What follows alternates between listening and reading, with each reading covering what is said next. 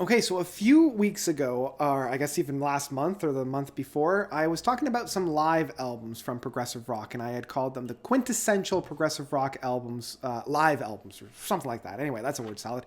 Um, and I did, the top 10 quintessential ones, and I did 10 more. And it got me thinking about these hidden gem live albums that I couldn't talk about because I only limited it to official releases as well as.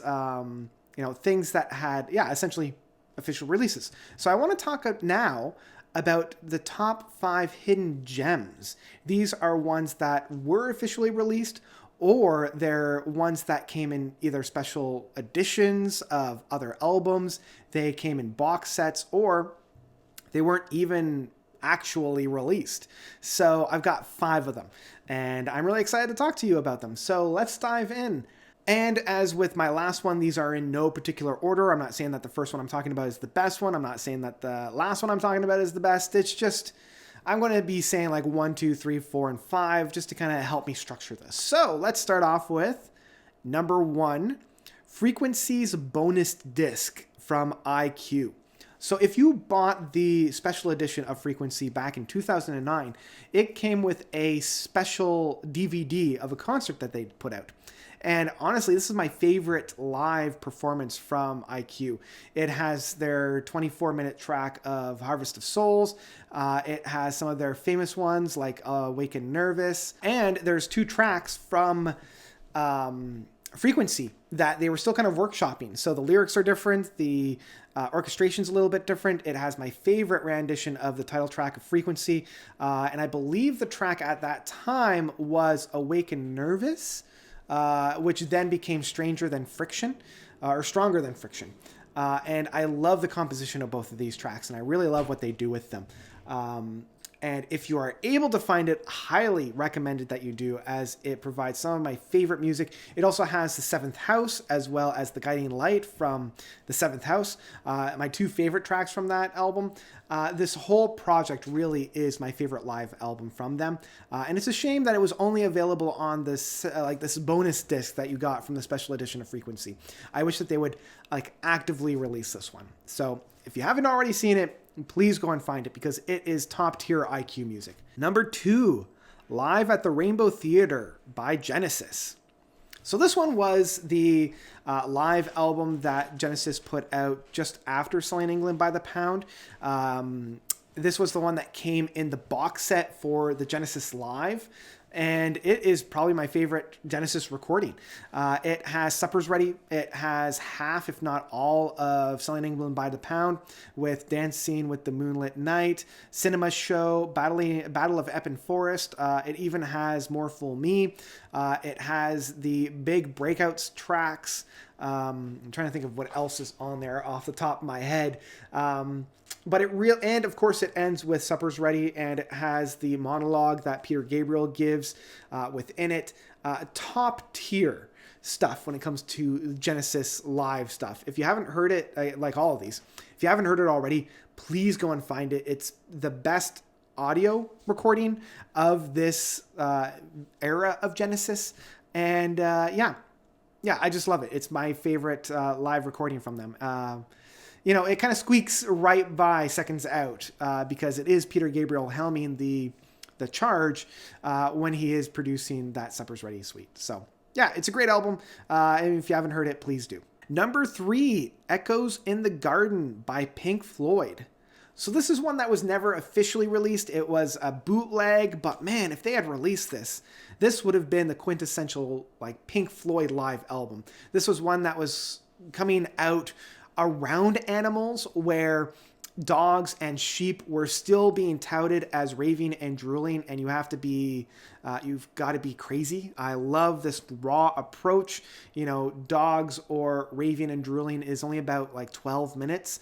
So it's not that big play out version that would land on the official Animals release, but it's so interesting to see the evolution of these tracks. Much like I was talking about the IQ's Frequency bonus disc, it's really interesting to see these 2 tracks in their developmental stage.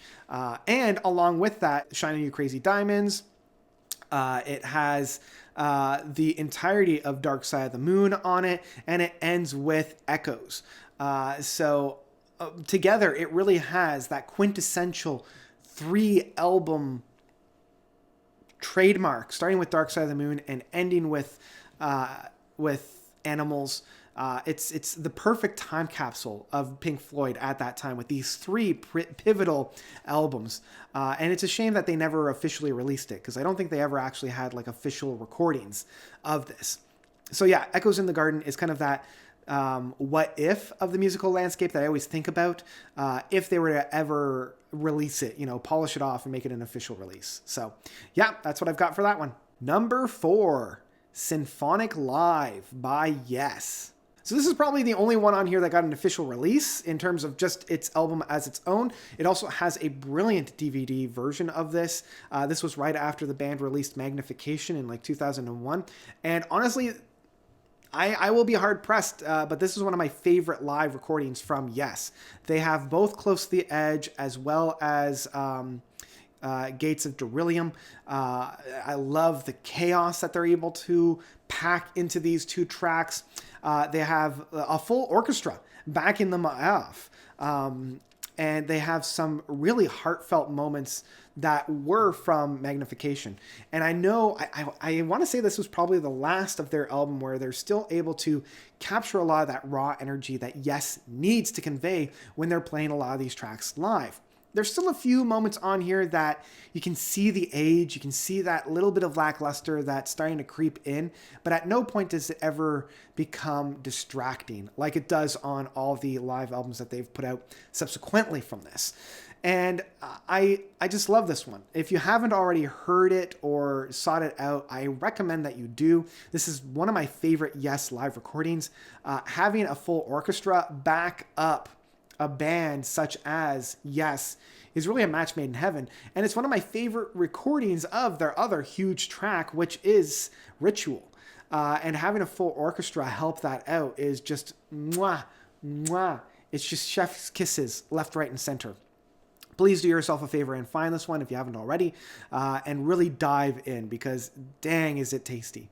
Number 5, By a Thread by Devin Townsend. So this is the big concert that he did over 4 days in London.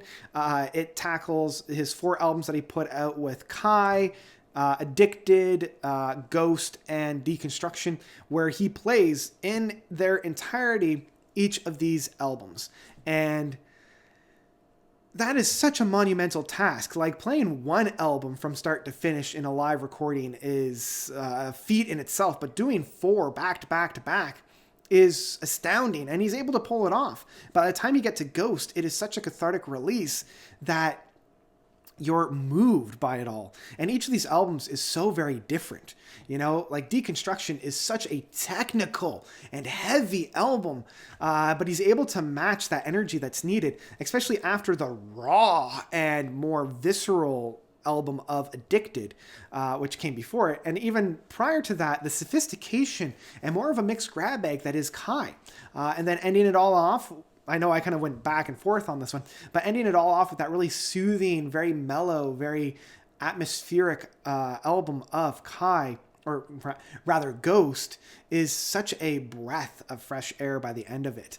And all the encore tracks they did for each of these match the tone that's needed perfectly. So if you watch it in the DVDs or the CDs, they're added at the end of each of these sets. If you have the vinyl edition, it comes in their own separate disc with all of them. And honestly, it still has my favorite edition of Deep Peace. I mean, having Deep Peace be the encore for Kai is such a perfect blending and a perfect punctuation mark at the end of that set. I really wish I was there, because it's one of his best. And yeah, that's why I think it's a hidden gem. It's really hard to find because it's not on any streaming services. They used to have each of these on YouTube, but I believe they've been pulled subsequently, which really makes me sad, because I used to love watching the entire thing of Kai. as well as the deconstruction. So yeah, if you haven't already heard these ones, like all of these, do yourself a favor and check it out, especially if you're a fan of Devin Townsend. So yeah, that's what I've got. Those are my 5 favorite hidden gem live albums from progressive rock acts. What are your favorite? What are some live albums that you love, that you deem as a hidden gem? These are albums that don't get the light of day, were never officially released, or find themselves in box sets. Let me know all about those by commenting down below. And if you like what you see and you want to help support me, consider donating to my Patreon. I've left the link down below. You get your name at the end of the credits. And yeah, it's a good time. It's a good time. It helps me out a lot. And if you want to see more of me, if you haven't gotten enough of this, check out my podcast, Quid Prog Quo. There's also a link to the YouTube version of that. Yeah, if you want to see even more, I've got my role-playing game channel. I don't upload as often on there, but I'm hoping to do a number of video series on the Fantasy Flight Star Wars role-playing game that I'm really digging. So yeah, all that can be found down on the links below. And that's what I've got. So thank you all so much for watching. As always, you guys are definitely the best. And until next time, notes out.